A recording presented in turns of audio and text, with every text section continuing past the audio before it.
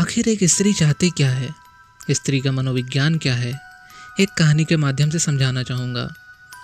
एक राजा था, उसकी 30 रानियाँ थीं, उसका राजपाट सब अच्छा चल रहा था। एक दिन वह राजा जंगल में शिकार खेलने गया और वहाँ उसे एक सुंदर कन्या दिखाई दी, जिसे देखते ही राजा मोहित हो गया।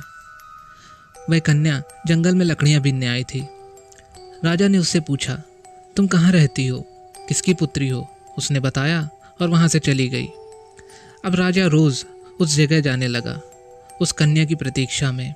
एक दिन जब वह मिली तो राजा ने उसे अपना प्रेम निमंत्रण दिया और कहा कि वह उसे अपनी रानी बनाना चाहता है। वह कन्या देर तक शांत रही और राजा ने जब उससे पूछा कि क्या वह रानी बनना नहीं चाहती, तो उस कन्या ने अपनी बात एक पहेली के रूप में कही और वहाँ से चली गई। राजा को कुछ समझ ना आया, कई विद्वानों से पूछा, लेकिन कोई उस पहेली को सुलझा न सका।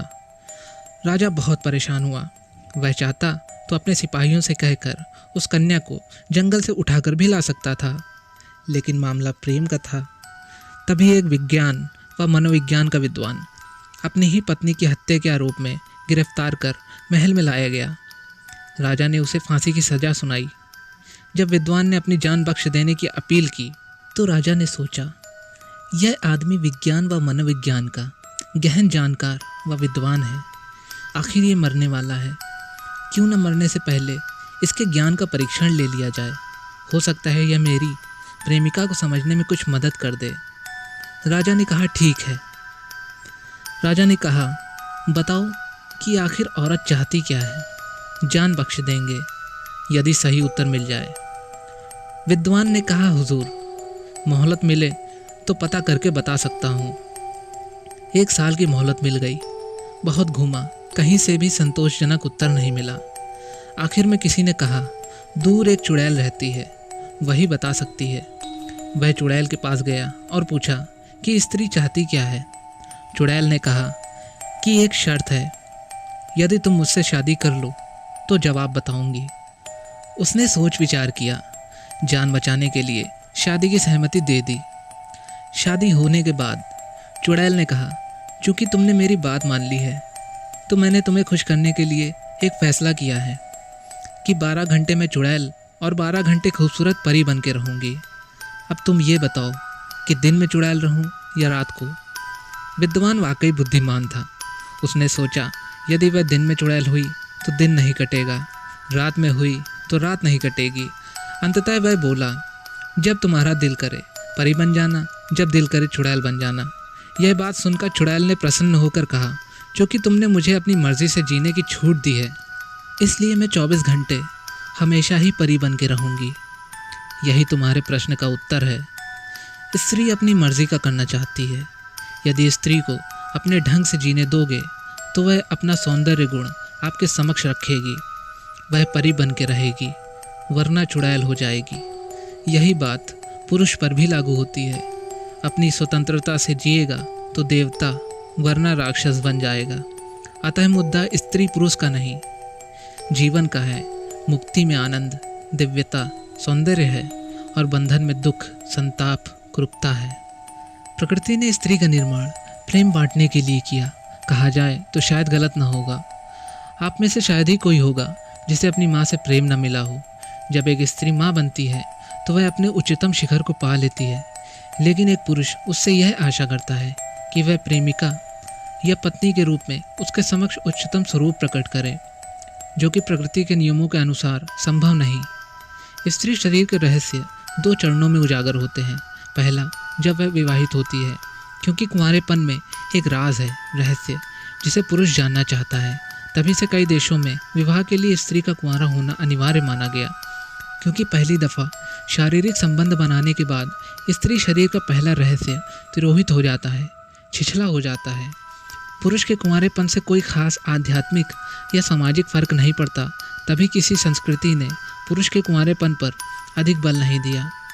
स्त्री शरीर का दूसरा रहस्य उजागर होता है गर्भधारण के बाद। गर्भधारण में एक प्रतीक्षा होती है, एक मातृत्व जन्म लेता है, जिसे स्त्री स्वयं भी सचेतन रूप से समझ नहीं पाती।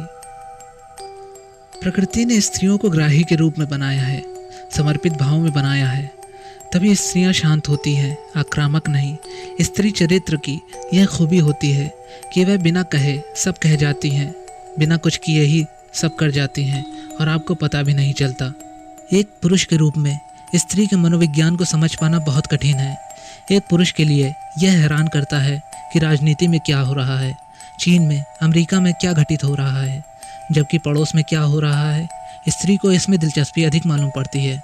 दूर किसी देश में कितने लोग मारे गए, उससे ज़्यादा रुचि पड़ोस में हुए नए बच्चे के जन्म में दिखाती है। स्त्रियां दूर का कम, नज़दीक पर ज़्यादा ध्यान देती हैं। स्त्री जब किसी को प्रेम करती है तो वह आंखें बंद करके प्रेमी को देखती है, खो जाती है उसमें, जबकि पुरुष रोशनी में प्रेम करना चाहता है। पुरुष को रुचि शरीर में होती है, वह देखना चाहता है। स्त्री समर्पित कर देती है स्वयं को। स्त्री पुरुष दोनों परस्पर भिन्न हैं। पुरुष धन है तो स्त्री ऋण, तभी तो दोनों में इतना आकर्षण है। समान होते तो विकर्षण होता। जब स्त्री परेशान होती है तो वह ढूंढती है किसी को जिसे वह अपनी व्यथा कह सके, सिर्फ कह सके, ना कि उसके हल किसी से सुने। जबकि पुरुष परेशानी में स्वयं को अकेला कर लेना पसंद करता है। वह अपनी परेशानियों का हल स्वयं से ही खोजना चाहता है, ना कि किसी से कहना। स्त्री अपनी परेशानी कहकर ही स्वयं को हल्का महसूस करती है। शायद तभी से स्त्रियों पर पुरुषों द्वारा आरोप लगाए जाते हैं कि स्त्रियां ज़्यादा बोलती हैं। मोबाइल कंपनियों का ज़्यादातर मुनाफा स्त्रियों पर ही निर्भर करता है।